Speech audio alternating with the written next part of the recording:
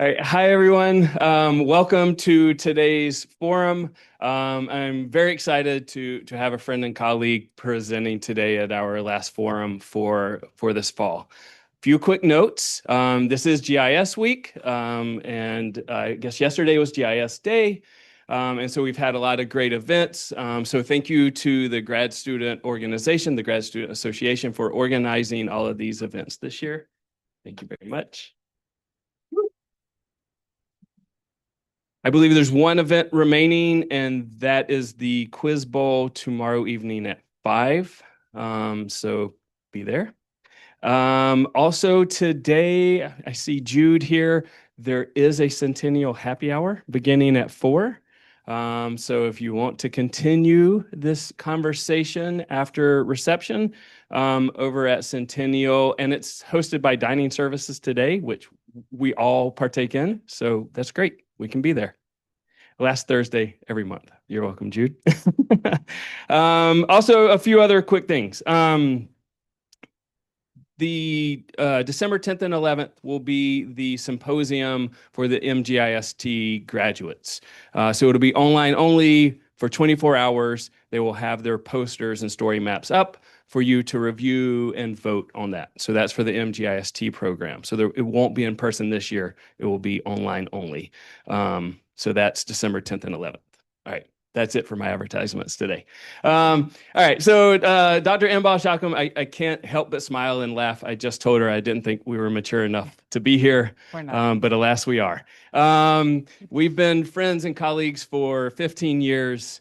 Dr. Shacham, which is also really weird to say, Dr. Shacham she went to Rutgers, she went to Georgia, she went to Indiana, and then we met at Washington University in St. Louis.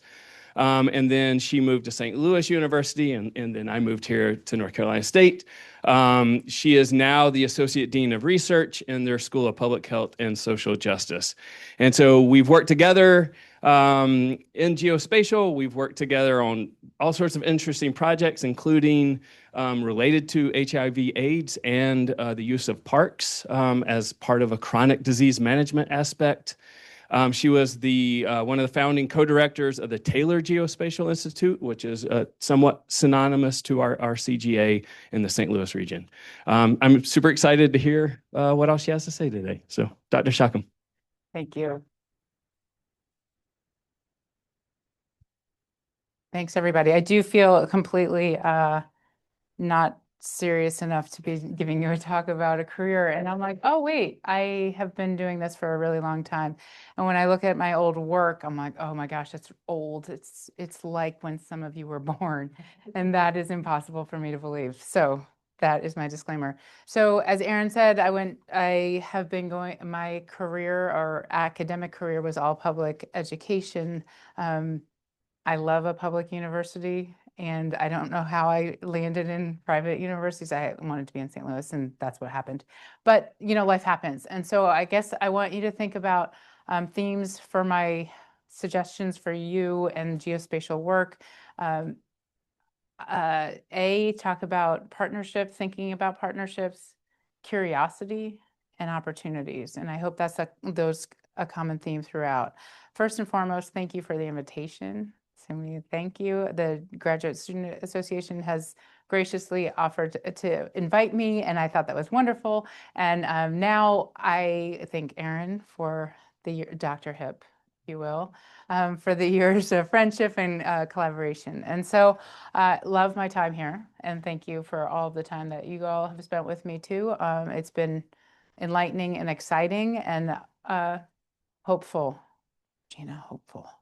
Okay, so I'm going to talk about geospatial health, particularly because all I do is think about how everything happens somewhere and everything is related to health, and that is my lens in life, right? So you can go on and run around your regular day and you think it's not related to health, but all I do is think about how it's related to health.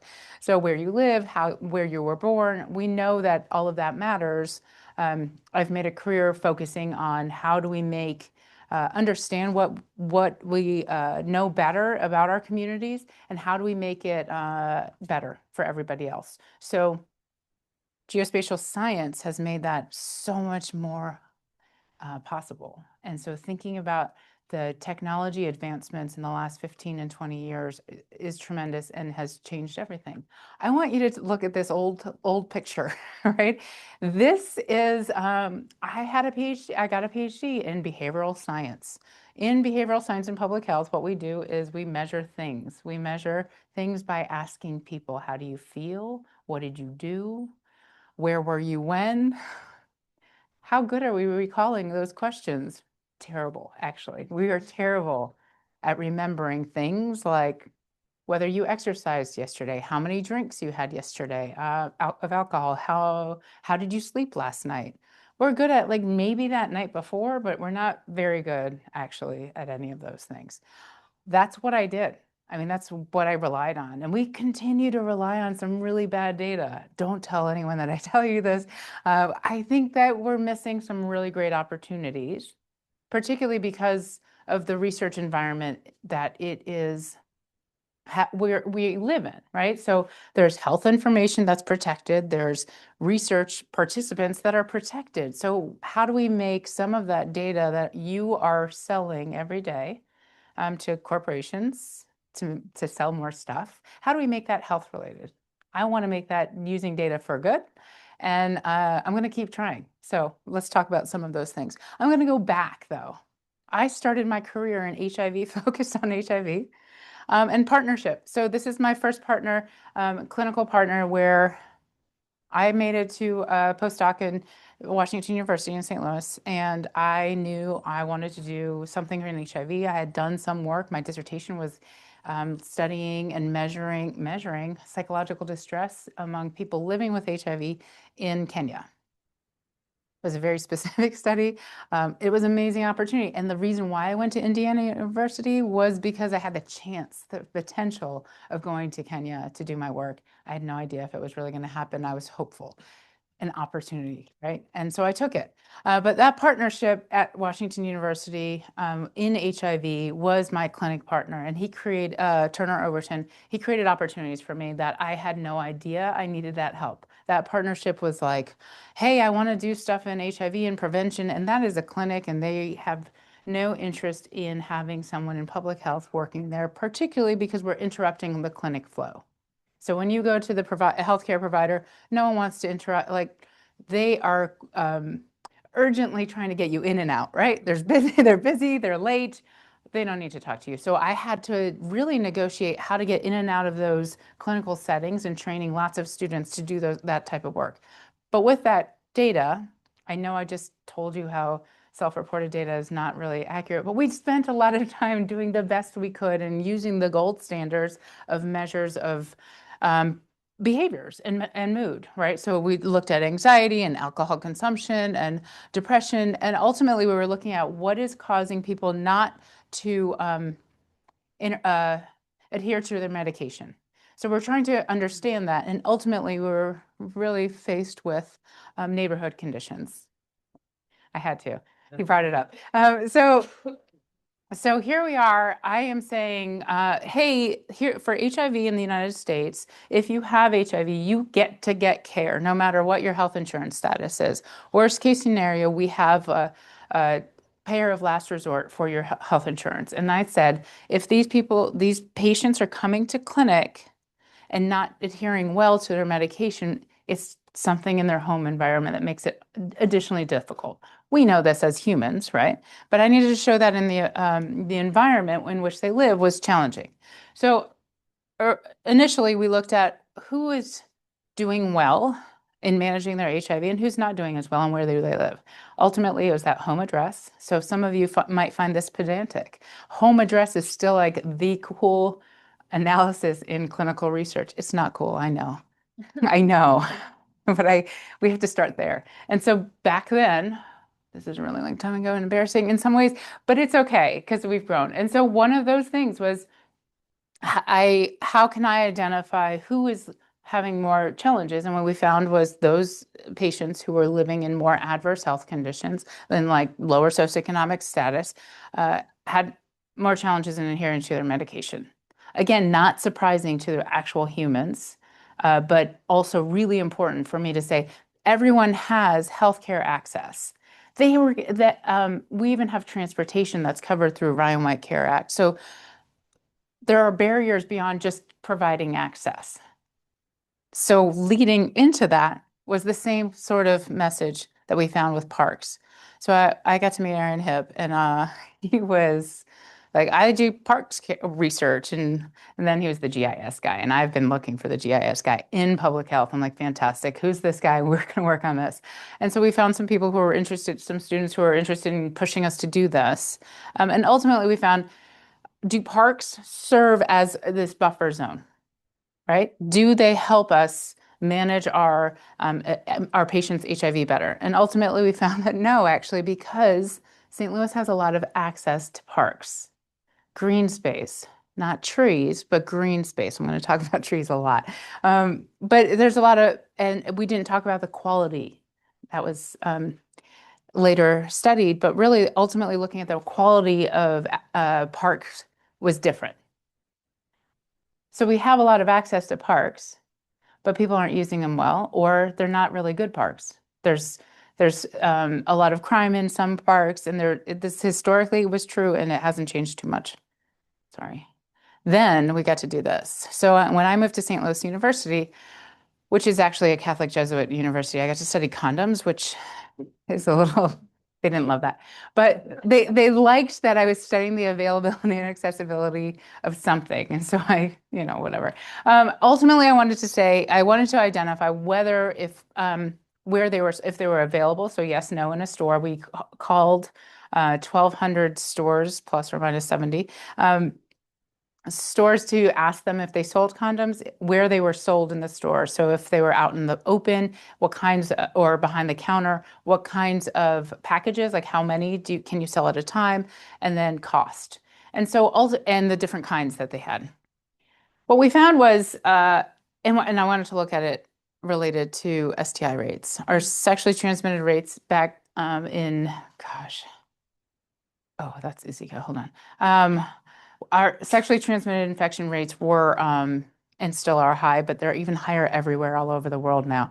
Something to think about. But ultimately, what we found was convenience stores are really good places for people to access condoms. And they're like gas station convenience stores. It's like on the corner stores, but you have to ask for them. And you can buy one, you can buy three, but you can't buy more than that in most stores. So they're more expensive in that way, So imagine having a teenager thinking about wanting to have sex and wanting to choose to like protect themselves and their partners. That's at least $1.25. A teenager is not going to think that, or any actual adult who's concerned about money and using a convenience store in that way for resources. We found that, in fact, gonorrhea and chlamydia rates were higher in neighborhoods that had lower accessible. So yes, no of the available. Yes, they were available, but they were less accessible. So more expensive, fewer choices, and fewer size packs. Not related to HIV though. HIV traveled in different ways and continues to travel in different ways. And then we looked at the covariates. Okay, first I want to that was condom deserts, but I want to specifically talk about the next transition. So this was all about opportunities. I don't mean that infectious diseases, when they emerge, are opportunities for me, but they might have been, and that is going to really hit at COVID. But Zika happened. I don't know that any of you. Zika transitioned from a nuisance disease, vector-borne illness through mosquitoes, to one that was causing a lot of maternal. If a pregnant person was infected during pregnancy, the likelihood of an infant needing and having a lot of disability or needing care for additional care, there was a sudden increase in this, and nobody knew why, and nobody knew where exactly. This was during the Brazil Olympics. Does anyone remember that? Anyone? See, they handed out it. So usually the Olympics, they hand out a lot of condoms. This was even more a lot of condoms. It's amazing. You should look it up because they always report how many thousands, like tens of thousands, and I think there was 100,000 that year. Anyway, it's crazy to remember. So we were looking at these factors, and I think I want you to highlight just you're able to identify in health the things that are related to geography, right? So we used the Aedes aegypti mosquito maps understanding. So I'm guessing many of you know where those maps are originated from, but really we're talking about, so where are those concentrations using satellite imagery and analyzing those data? Those data were made available, and then we were able to look at, okay, what are the risk factors? Well, we have female childbearing age. I looked at STD rates across the country, and and the birth rates. So among the contiguous United States, I said, okay, these are the areas of higher risk. Now, I will tell you, St. Louis was part of that. My colleagues in public health were slightly enraged when I published and it went out because I didn't warn them. And so I forgot to warn them. Remember your partners, right? So that's important. Staying curious and looking at these opportunities are great, but remember that you have community partners and they rely on you to tell them when something big like this might be published, or the research that you have conducted should be shared with the people who are doing the work. Don't forget. So this was, just saying that this was kind of this amazing opportunity. Thankfully, we didn't, thankfully, and we still don't understand why Zika has transitioned away from that highly challenging management of that kind of infection. And so we don't understand that, but it happened. So great. What happens is technology explodes, right? You are living in a different world than I lived in. So our biggest life opportunities back in, I don't know, 10 years ago, let's say 15 years ago, was like, hey, we have a big data set, and big data was like health records. I still have colleagues calling health records big data. I'm like, okay, so they're like thousands of patients, but that's not everybody. And that's not the environment in which they live. I want to understand the patterns in which people live, work, and play. How do we do that? So now we're able to do that through lots of sensors, first of all. And then we're able to look at these back in, I think it was 2016 that we published this. Yeah, we were talking about emerging technologies, and it was really focused on like drones that could deliver things like healthcare. And I think we even skipped the fact that we could use drones to take images, which is ridiculous. I blame my colleagues.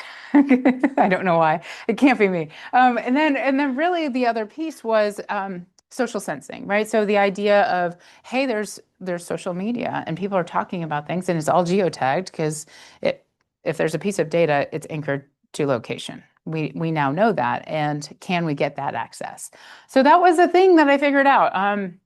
This was partnership too. This was one of my very long mentors, Mario Schutman, and he in my I was able to have a career development award in my early faculty days, and he was able to be my mentor who said, you don't actually have to learn to do the GIS analysis, you just have to understand it. And I looked at him, I'm like, I feel like I'm young in my career. I should learn how to do this.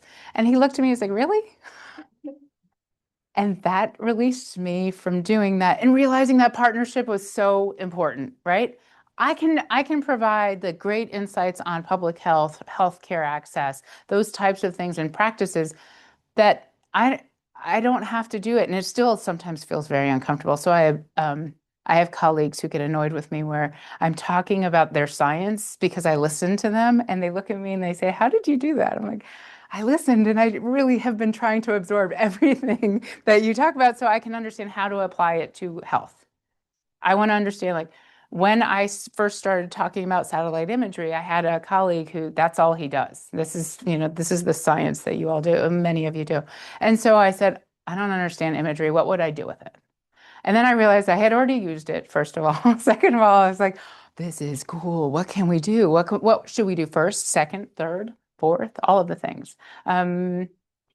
So before I get to satellite imagery as the answer for all health, which I'm not sure it is, I did start thinking simply smartphone apps, right? So back to my HIV clinic, when I worked with them to identify that neighborhoods matter, that these are the barriers to understanding how people live, it was also identified that the amount of alcohol that people were reporting per week was pretty low. So there were 4 drinks a week for women and 5 drinks a week for men at the time that were associated with medication non-adherence, so viral load non-suppression. So they had an unsuppressed viral load, and I went to the physicians, my clinic partners, and they said, I can't go in there and tell them not to drink. That's literally what they told me then. We go in and talk to them about using condoms, taking their medication, not using too many drugs, but we won't talk about marijuana. This was a long time ago. And then we don't want to talk about alcohol because it's too much. Social desirability is high around finding a common place. Like, oh, you can have a drink once in a while, but that is not how people drink sometimes. So I was able to use that as an opportunity to say, we need to know specific information on how people drink. And that's where I built the smartphone app. Back then it was interesting. It was important and new. So every time somebody had a drink, we asked them to report their drink, their mood, and that's about it at the time. Oh, and then the next day they would have a pill bottle where we were able to look at medication adherence. The pill bottle had a date and time stamp. So we were able to see missed doses or delayed doses based on the drinking the day before. So it was really multi-layers of data that were not self-reported completely, but when we were asking people to answer those questions in real time. So kind of taking the recall bias out and trying to put in the real-time data collection as an opportunity to help you remember. Lots of people didn't think that we were going to get anyone to respond. We did. And it was really shocking that people reported. And I said, if they drank more, that would be a lot, right? So some people drank a whole lot. One of the things that we looked at was mood, so positive affect, negative affect. And what overall we kept seeing was that mood was positive when people drank. That is not surprising, right? For those who drink, that is not surprising. And one of the things that had been a miscommunication was alcohol is a depressant. And when you hear those words, you think that your mood is sad. It's not, right? And that loses the authenticity of a patient-provider conversation. That was an opportunity that we used with providers to help talk to them about when you talk to your patient about drinking so much, help them cut back and help them know, I understand you're having fun. I understand you're happy when you're doing this. Can we find other things for you to do to be happy? So we used app-based data. And then I transitioned to working with a new partner. This partnership was Inland Empire Health Plan in California. They serve San Bernardino County and Riverside. And I was at a conference with a friend and colleague, and he said, we've been here for too many days. We should come out with a research project. That's how things happen. Partnership, curiosity. So you continue to stay curious through all these things. You learn something, you're like, okay, that's interesting. Now I disseminate it. I hope that they implement this as their standard of care. Sometimes it works, sometimes it doesn't. And then other pieces are what's next, that every study is like the what's next. So I was trying to get out of HIV, particularly because of this. And I'm still in HIV, so I'm not saying it in a bad way. I feel like I've done the research. I've done a lot of research that really to understand why people aren't adhering to medication, to understand that it might just be poverty. I don't believe that it's just poverty. I think it's a whole host of challenges that we're not really willing to address as a society. And the work that I do can't fix it.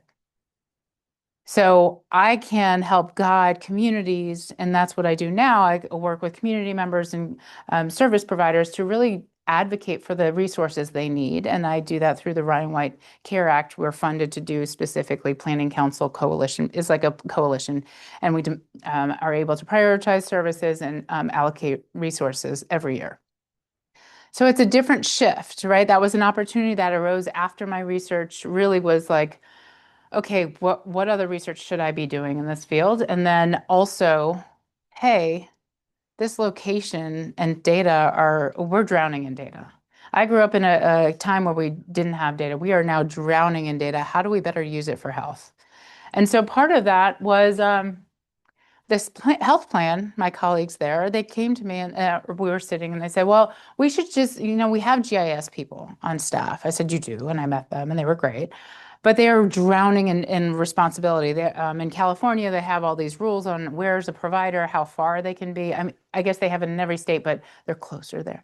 Um, they demand, like if you have a specialist, you have to be this far, no more than this many miles. So we helped think about some of that, and we were kind of tossing ideas around. And then they had these resources that were given to them by the state, housing remediation resources for air quality.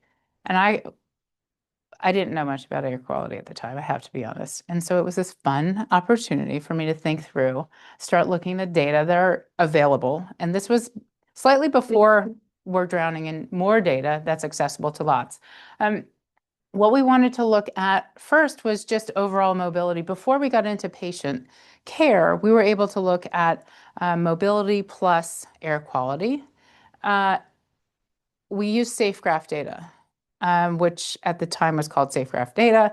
Now it's called something, I'm sorry.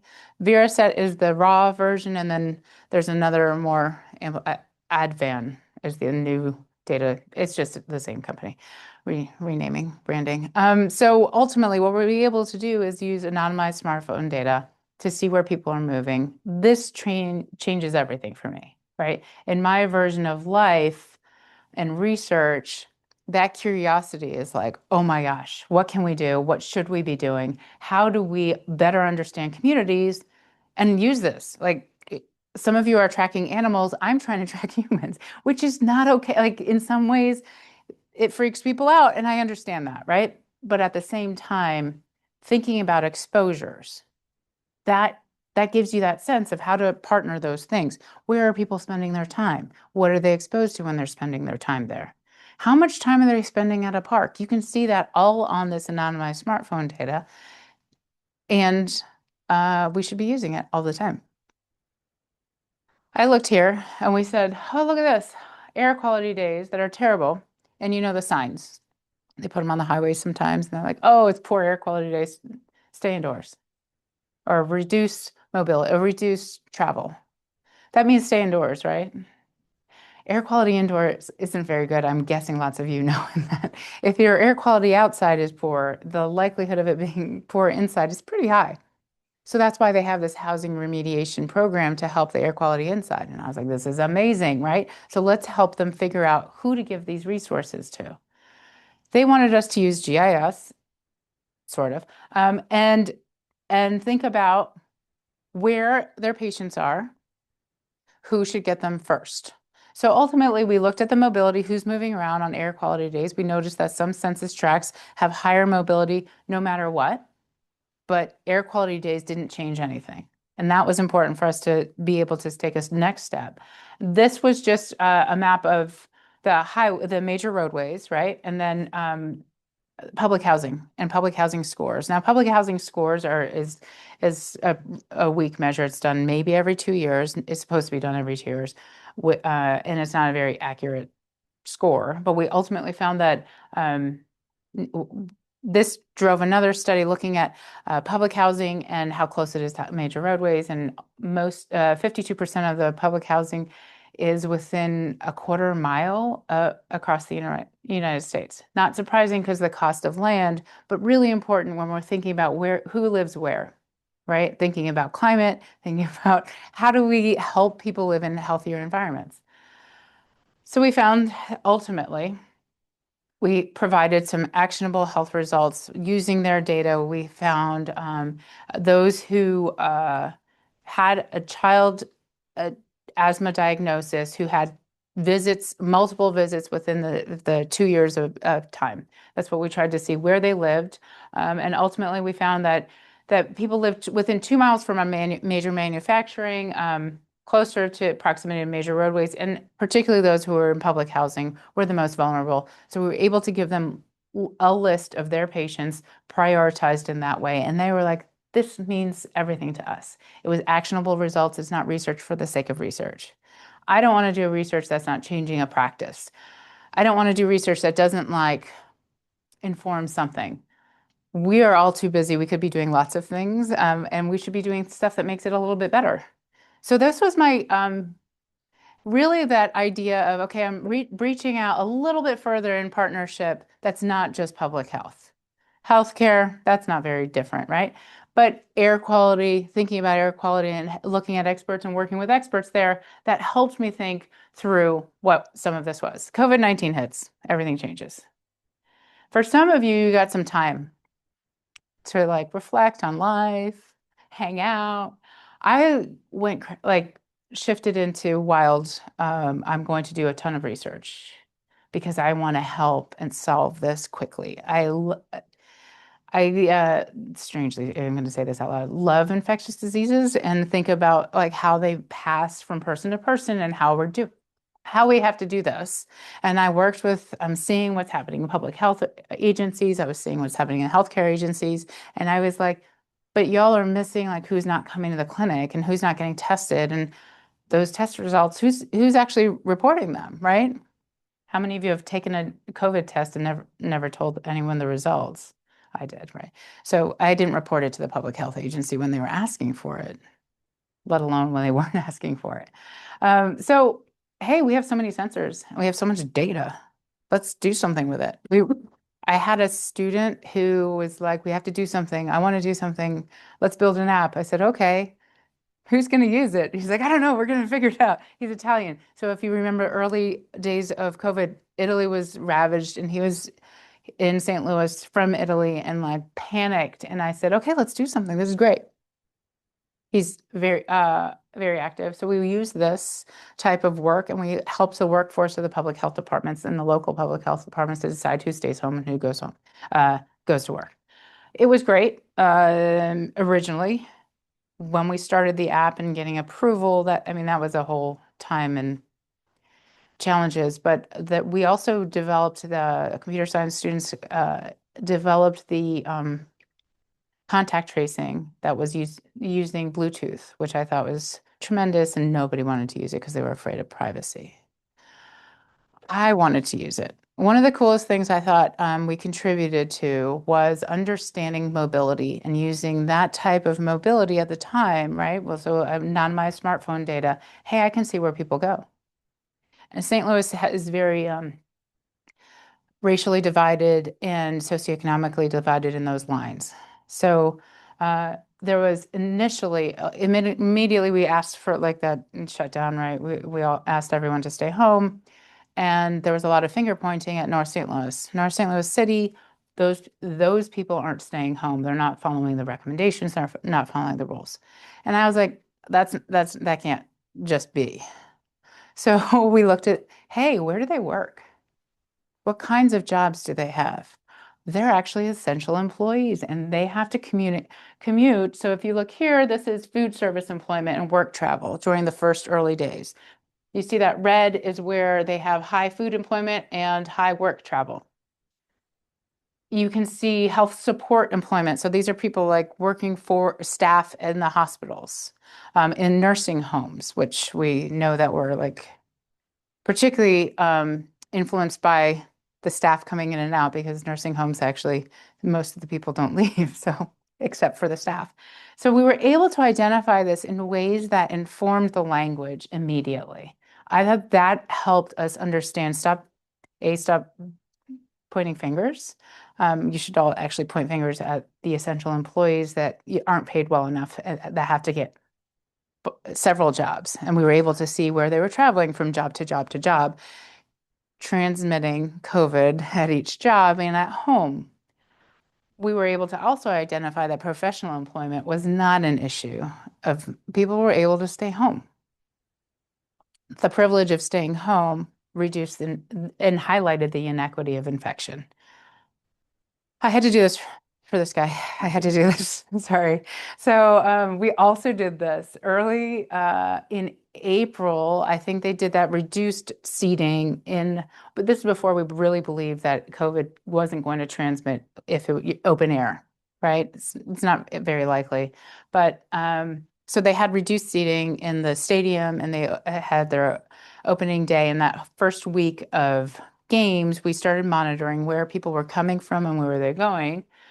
We noticed that most of the people weren't in St. Louis, not surprising. They were from the outside regions, but they would go places after the game.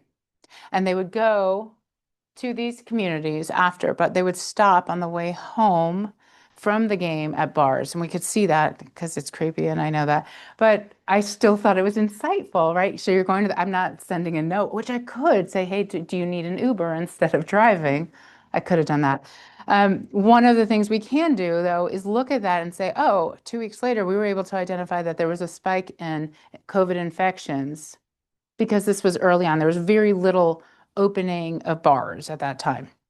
And those were outside of the St. Louis County that had no bar, no indoor bar time at that time. So 2 weeks, so you go to the bar, people have fun, they go home, they may or may not have COVID, but they definitely transmitted it. Somebody around that workspace also was vulnerable. And so I guess that's my point. Like we're creating this opportunity to identify where are people at more vulnerable to infectious diseases in that case. Social sensing, I just have to say it. So now it's even worse and better in some ways. But people are talking about things and influenced by social media all the time. We have software that is tracking every time you say something and where it's happening. And then they're selling that data and saying, hey, look at this report. It's great. All of that's really important. We were able to identify, oh, this is going to be long. I'm not going to read all of that, but we were able to identify that vaccines were how they were talked about and discussed on previous Twitter. For the farther they got from the city center, they were more negative. That I thought was amazing to be able to track. And that was just the beginning of it. So in my mind, our job was really to do wear risk sensing, right? The idea when we proposed this and did a pilot study about looking at these layers of data. So we should be testing and monitoring wastewater regularly, which many states and communities are still, in counties are still doing. Satellite imagery of mobility. Where are people moving? What's moving around? And not my smartphone data to understand where these hotspots might happen. Historically, I remember early in like December of 2019, there was an increase. There was a study that showed the increase of parking lot movement and mobility in China, and it was in Beijing. And so thinking about like, okay, so you can monitor that for those types of reasons. Well, the SafeGraph data or all of that ViraSat data that's anonymized smartphone often uses like foot traffic in Walmart. Okay, well, can't we use that for health? Yes, we can. And then we can, and social sensing. So combining these four, probably with a whole bunch of others as we develop them, will give us a sense of where may there be an emerging infectious disease. I tried to tell this to, that's a crazy looking picture, sorry. I tried to tell this, so that's Estee Garrity, who's the chief medical officer at Esri. And then this is APHA, AJPH. So this is Alfredo Moravia. He just stepped down. He was the editor for a long time. And AJPH is American Journal of Public Health. And I kind of talked about this and he thought it was wild. And that is when I panicked. Like he thought it was nuts that we wanted to use location as an informant of like healthcare and planning and understanding who uses what and where. And I said, oh my gosh, if this is our leader, what are we going to do? So I just kind of withdrew a little bit and hoped for the best elsewhere. So here I am working with, Aaron alluded to Taylor Geospatial Institute. I started working in partnership with scientists who are focused on satellite imagery, scientists who are focused on human mobility and demography, understanding where people move, when they move, and a whole bunch of others who are really specific on air quality or other environmental exposures. a lot of the data that we have access to is based on by partnerships that we've had with Taylor Geospatial Institute. So now we have like convenience store sales patterns. Who's selling? What are they selling? How much are they selling? So that's one of the things that, hey, I didn't have to do that condom audit all those years ago. I could have just done that with this data. Now I can, right? So we can do those types of things. I'm going to tell you that right now, we are getting lots of calls to work with clinical partners and clinical research partners like hospital settings. They have this patient population. They say, we don't really understand what's going on. And I wanted to give you some examples. I'm not going to go into in depth because it's not that, to me, the science isn't that exciting because it's not that exciting to you, but it's important for me to remind these people who are clinicians, like, hey, this is the whole life of your patient, not just if they're getting to the clinic visit. And that whole life looks like, hey, this, and I highlighted these partners because I wanted you to know how diverse their training was. This guy was in plastic surgery, actually. He did amputations, though. Because when he first reached out, I'm like, what are we going to talk about? And this is, okay, let's see how this works out. And he said, hey, there's so many patients that are so young and they're losing their limbs.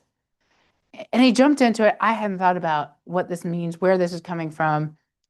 And I said, okay, this is his lens. And I thought, every time I talk to either a physician or a practitioner of some sort, they're like, oh, there's such a difference, or there's so many more people doing that. It's like, statistically, are there? Actually, no, they're not. But what we were able to do is help them figure out, they really wanted to use social vulnerability index. I said, fine. I'm not a big fan of indices because there's no lever in changing policy. When you have an index, it gives you a sense of, hey, this is a problem. But is that what we're doing? That doesn't give me any insights. It gives me like, hey, that's a lot of vulnerability, and the patients are concentrated mostly here and some here, right? And they did happen to be non-white because they're going to one clinic in one city that happens to serve the region in that way. They're non-white. They were twice as likely to be younger, less than 50 years old, when controlling from other characteristics. So regardless of where they lived, right? But then when we looked for every 1% in SVI or by census tract, there was an increase in the likelihood of that the patient is younger. That's when I was like, okay, location matters, and this is how it matters.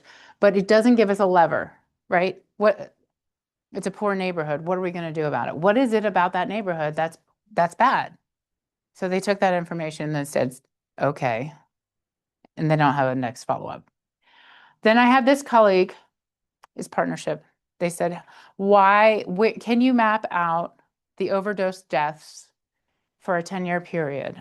Is really tracking the drug access patterns, not so much the deaths, to be honest, because this was really driven by fentanyl access.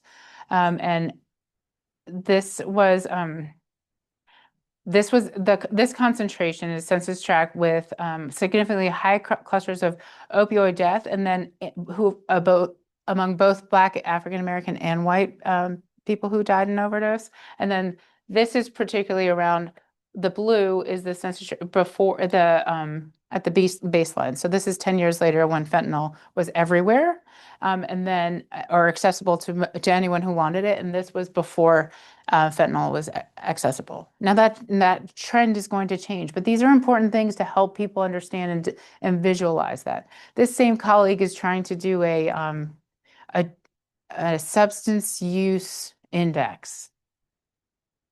And I'm like, we don't need any more indices, right? We might to describe things, but they're really just drug trends.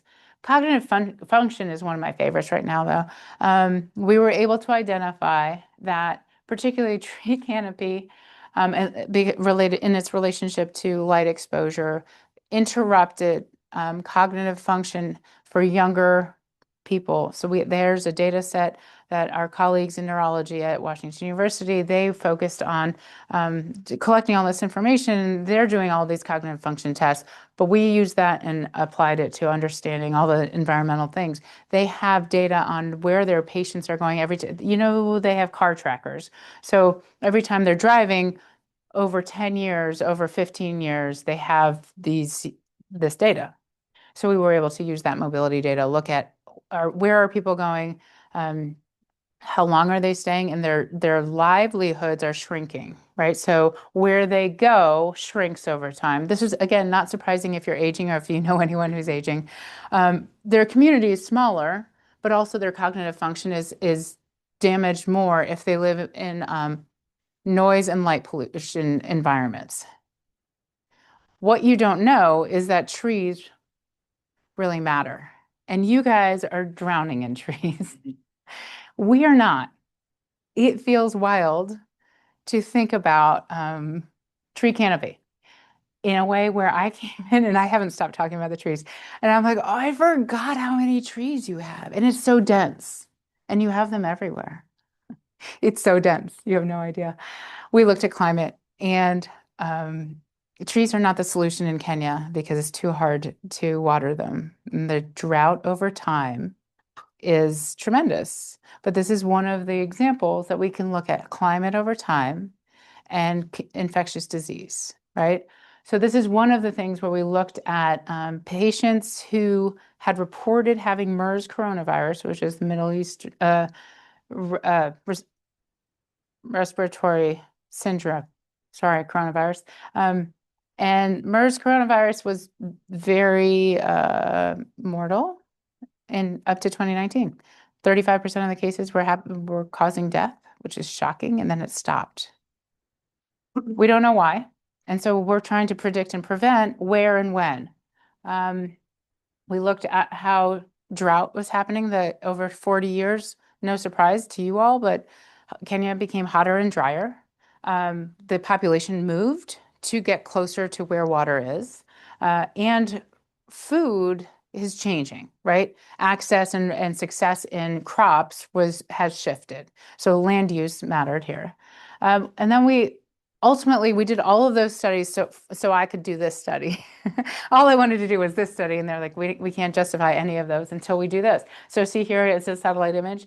What you can't maybe see is there are camels there. And so what I've been proposing, and haven't gotten the funding yet, but is to identify camel mobility and how it interacts with humans. Camels have MERS coronavirus endemic to their systems, particularly in this region.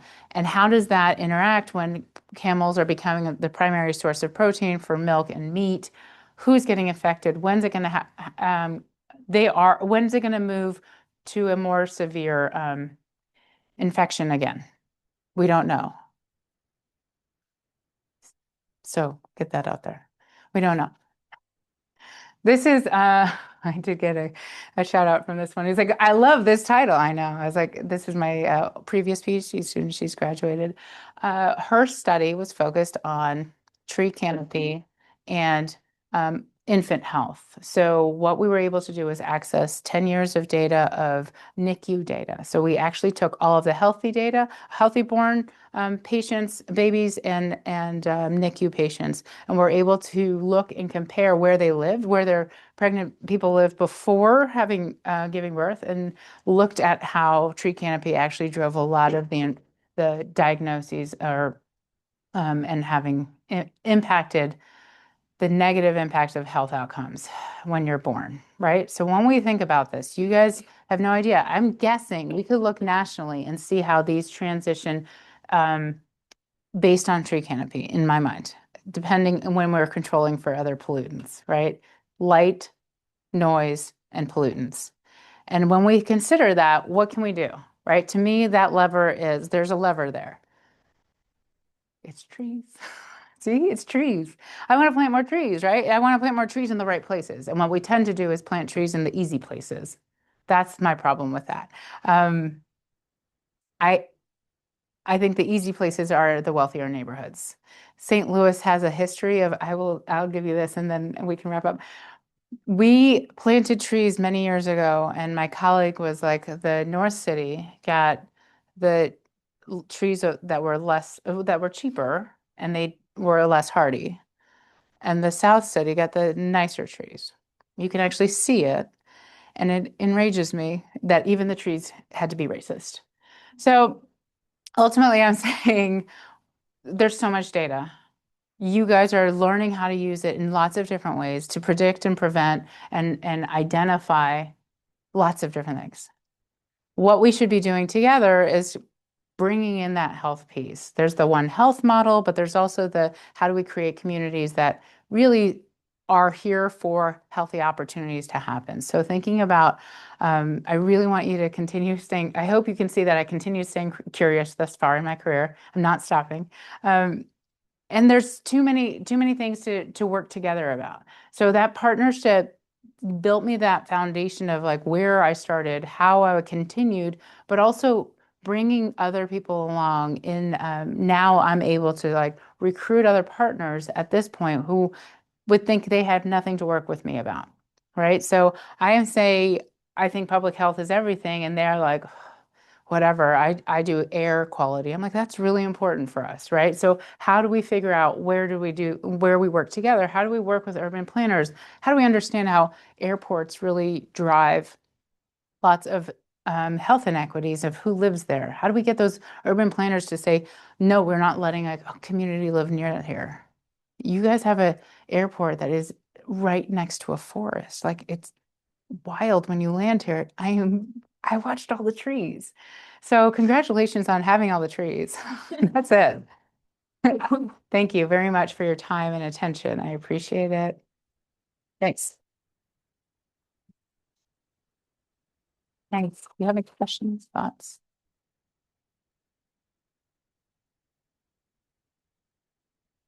Questions?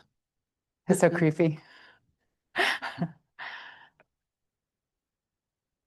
I have a question for you all. How often do you take your location services off your phone apps? All the time. All the time. How about your maps? You're like, Love that one. not that one, right? That's the one. We always have access to you. I know. And the weather, right? You can't do the weather without that. These are the things that we're stuck. You turn yours off. Do you turn off your map one? That's good. Oh, so we did the study early in COVID. Before COVID, we didn't know COVID was about to hit. And we planned this study and we asked people where are there places that you want to mask your location? Like, do you want to let people know? And based on age, there was a difference. So we had younger people saying, I don't care where you go, you can see me. And we listed all like the substance use treatment center, a library, a bar, drug or some sort of substance use purchasing, right? Like who knows what I said. But then we also listed clubs and the other kinds of clubs. No one had a problem. The older people said, I don't want that. I don't want any health care, which I thought was interesting and important. And I also want to mask like when I go out to a club. I think older people don't go that much, but they might. They might. I have a comment kind of following up. Yeah. INET, Yeah. and I know what's that. Like, I'll put in a location, but I don't leave INET active when I'm making my observation. Like, I'll go back and put it in up somewhere near there. So that's awesome. Period. And I don't know how to get more. So I have these moments where I'm like, I want to mask everything because I'm tired of everybody knowing everything. And I'll go through my settings and I'll turn everything off. And then I'll get an email that says, hey, your discount for your car insurance is going to go away because you're not letting me track you. And I was like, how much is that worth? And that's where I'm like, this is a real thing that's happening today. I still don't know how much that's worth to me. Right? I mean, yes. And it is worth it to you. You've made that decision. I kind of love it. I'm a little bit jealous that I can't just do it. Why wouldn't I do it? It's probably only $10. Don't give away your data for that cheap. We do it all the day. You talked about bias Oh, yeah. there's a ton of potential bias with the mobility data, right? Like who has it on? Who's like, I have the same phone number from 2009. Yes. And I know it's not just the phone number, right? Like there's Yeah. multiple phones there, but there's track phones. And then like in my world where I do a lot of research on kids under 13 Yeah. in playgrounds, and we use this, like, do children have cell phones? Do they have them turned on? We think about things like at a park, how many people is actually represented by a single phone, and that type of kind of thoughts towards bias or Yeah. the algorithms that we're using or that we're being fed. Yeah. Have you gotten into any of that space of trying to think through the quality of the data that you're using? Yeah. Two thoughts on that. We did a study looking at one of our colleagues in a school of education. Again, the people say, oh, people don't come to school, or people leave school and they just don't come back. So we actually took phone number or phones that left at a certain time of schools and then started tracking where they went and kind of summarized it just for the school district to better understand where their students are going and that they actually are leaving. And we think that they're leaving because they were at a different time, right? So drop off in the morning is different than pick up in the afternoon too, but also in the middle of the day. Are those teachers? Are those staff members? We don't really know, but we saw enough pattern that said, okay, this looks like students leaving. And it's also tricky when we're talking about younger people and how much are they being tracked? They're being tracked a lot, but can we see how much they're being tracked? We're not really good at being able to discern that. I still think that's tricky.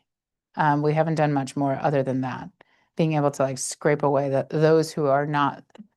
But that's actually not using just machine learning. I mean, we used machine learning, but to develop that algorithm was really difficult because we were like, no, that's not the right time. And each school might be a little bit different.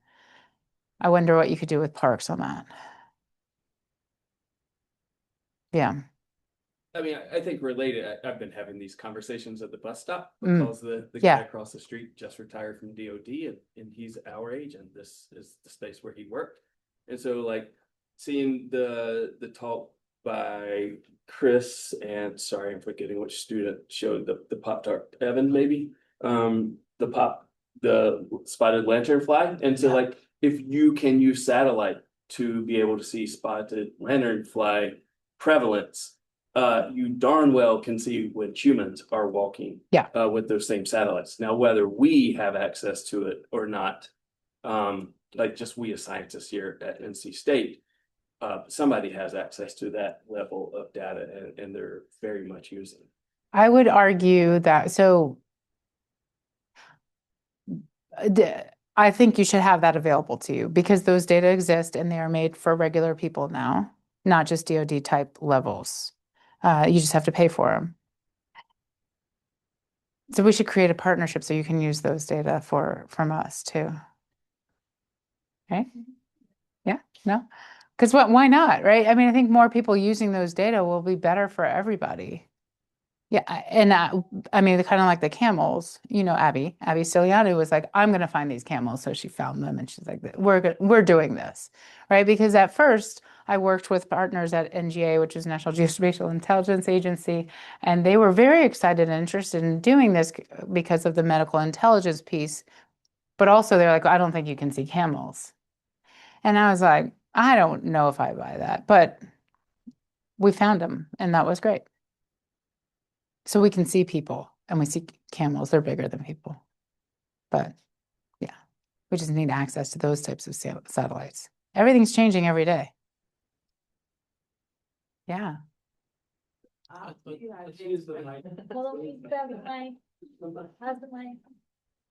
the mic. He did. Aaron. Sorry, everybody. He was talking. Hi. How do you address privacy and security concern with some of these things, especially if you don't know if you are being tracked and you don't want to be tracked? Maybe if you have information that is going to be useful, but you have like level of details that you want people to use of information. You're 100% right. The answer is we work with our institutional review board. So all of the anonymized smartphone data is anonymized and is not identifiable.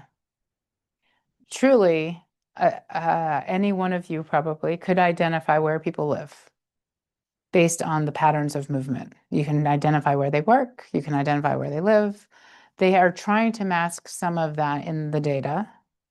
And this is not health information, so it's not actually a part of a health record anywhere. This is a great example of how the legislation is nowhere near matching the reality that we're all living in. I think the tracking, some of us are fully aware of who's tracking and where, but I think one of the challenges that we are so behind on what the laws should be and who should access what. Now, the truth is, I think what will get into play is going to be universities don't get to access that, researchers don't get to access it, but DOD gets to, or not just DOD, I shouldn't say that. All the corporations will continue to get access to our data and sell us more things because they'll say, well, we don't care about we want to see like what they buy. We don't care about what they do. We care about what they do and how that might increase infection rates. It might increase chronic disease risk. I know it feels very uncomfortable and it still hasn't changed in identify. That actually might be why personally I'm trying not to use those data for youth because I feel really uncomfortable with it. Not saying that that's a problem. It just feels uncomfortable. There's that. Yeah. So you guys should fix that too. I've been saying it's a problem, but also I want to continue using it. So you should probably actually use it right now because at some point we're just going to shut off access. Right. Okay, it's past 4. Let's give Dr. Ah, Shacham thank you. final round of applause. Thank you all.